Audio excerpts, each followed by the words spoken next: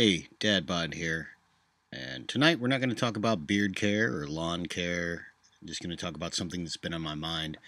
Like many of you, in the last day or two, I've been ruminating over the passing of Chris Cornell. And I was up working very late 2 nights ago when the news broke, just before I was going to go to bed, and then we wake up the next morning and find out that it's been ruled a suicide.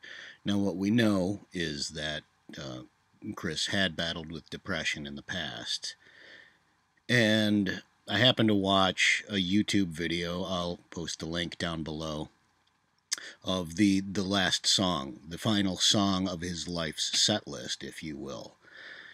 Performing with Soundgarden, Slaves and Bulldozers as an encore number in Detroit.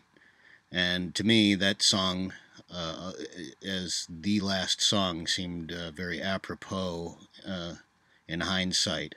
And the fact that you go to about the 6:35 point in that video, and then he starts riffing on "In My Time of Dying" by Led Zeppelin, and then it becomes downright chilling. And I thought, for sure, this is his way of saying goodbye to the world, that he's been planning this. And then today, I find out his wife and family are now disputing the claim of suicide, and they're kind of pointing to the drug Ativan, which is an anti-anxiety prescription medication, as one of the potential side effects is suicidal thoughts, etc.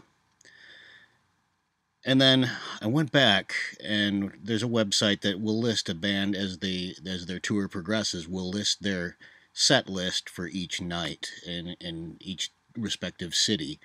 And I found out that there was nothing unique about the night that Chris died.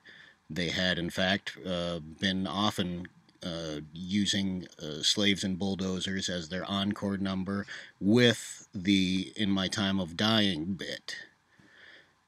So this now inclines me, it's tough because we have the depression issue that we know about, but I think it's really important that the family has raised the possibility that Ativan may have really been a contributor. Either way, it's been a sad time.